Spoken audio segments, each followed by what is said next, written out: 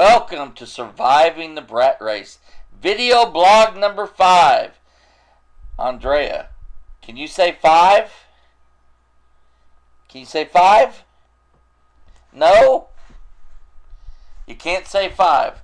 All of a sudden, she's quiet. However, we are so lucky today because she's our Spanish interpreter. Can you say hola? Yeah. Can you say it? Say hola. No, we are not going to speak. We are, okay, for the hearing impaired, Andrea is speaking Spanish. Yes! Wow! You are not doing good at this, little girl. Andrea all squared away. She's back with her mother where she belongs. We're going to talk about urinal etiquette. That is today's subject of Surviving the Bratrace, video blog number 5. It's really quite simple. I know some of the women aren't even aware of this, but men have urinals that they stand at, and they're individual and they have dividers between them. And basically, rule number 1 is no peeking, okay? No laughing after you peeked. And also, if you come into the urinal and there's 4 spaces, you need to go to the far left or the far right. That way that gives the next person the opportunity to come into the urinal and go to the one not next to you. Okay? You always leave a space between you and the person beside you.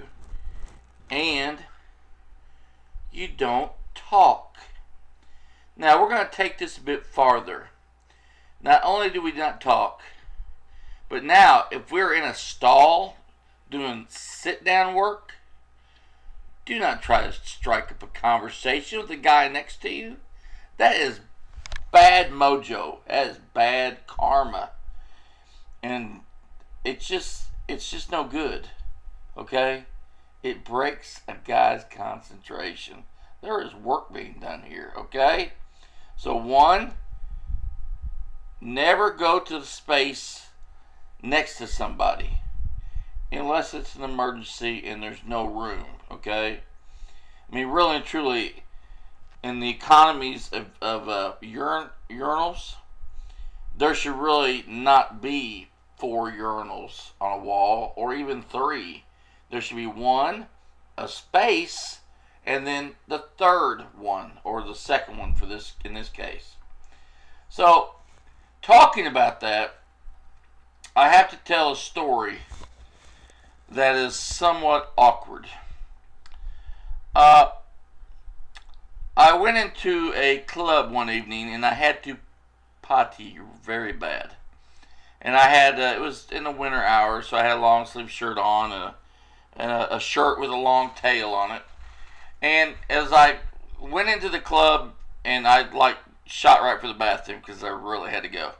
So I run in there, and it's they have what's called basically a trough urinal that there's no, I mean, you just, everybody shares it. It's, it's disgusting, really. But and some people are unzippers and some people are unbutton unzippers, and I'm an unbutton unzipper. So I had to pee really bad, and I'd had maybe 1 or 2 drinks, so I was not paying a lot of attention. And so I got my hand on the wall, and I just basically dropped my drawers, and I'm peeing. And after a couple seconds, I realized that I don't hear any noise. I don't hear water hitting the trough. And sadly, I look down, and I have peed all over the front of my shirt, And, I mean, I was like, oh, crap. What do I do? Because I really didn't want to leave. I just got there, and it was just a front tail. So I was like, okay. So I kind of look over to my left, and I see the sink, and I'm not really thinking clearly. So I kind of, with my pants around my knees, I go over to the sink and turn the water on. So now I've got my shirt in the sink, and I'm wringing it out with my pants around my knees. And I really didn't think this out very well, because at that point, two guys walked in the bathroom. And what do you say? I mean, I'm sitting there with my pants around my knees at the sink, washing out my shirt. What do you say? Awkward moment. Awkward moment.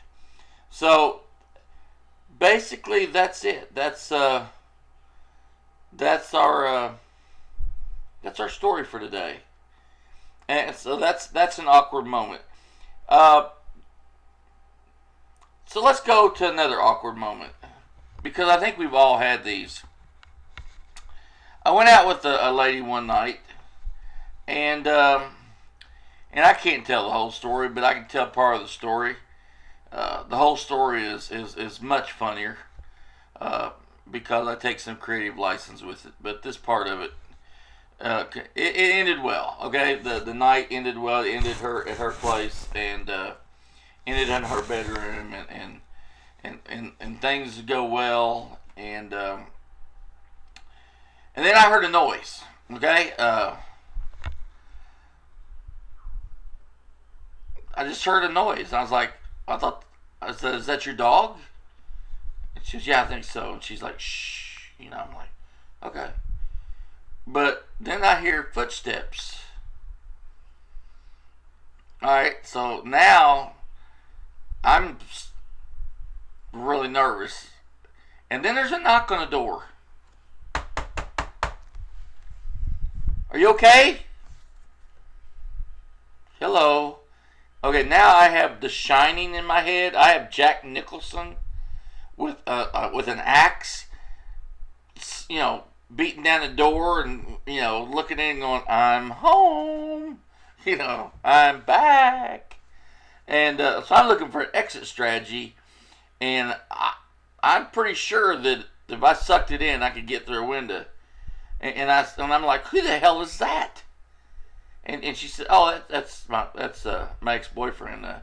He hasn't moved out yet." And I'm like, "Okay, so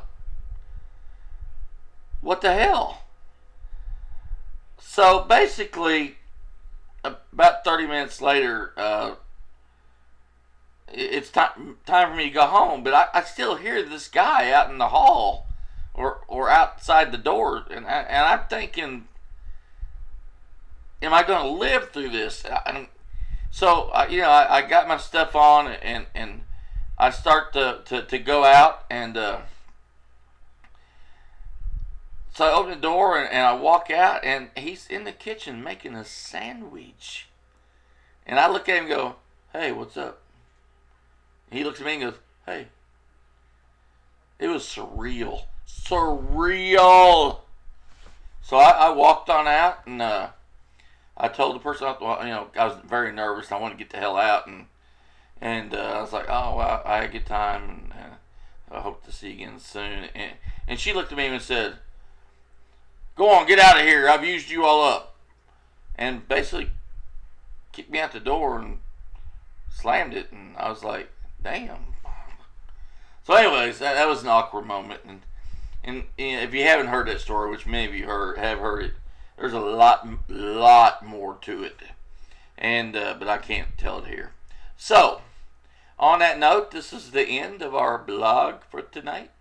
I was planning on having a Dear Breck segment Friday, but unfortunately, or fortunately for me, because I get to make money, I picked up 2 games for Friday night. So I got ball tomorrow night, I got ball Friday night, I got ball Saturday, and I got playing Saturday night. So it's looking like maybe Sunday afternoon late will probably be the earliest we would do a Dear Breck segment. So on that note, it's been wonderful seeing you today.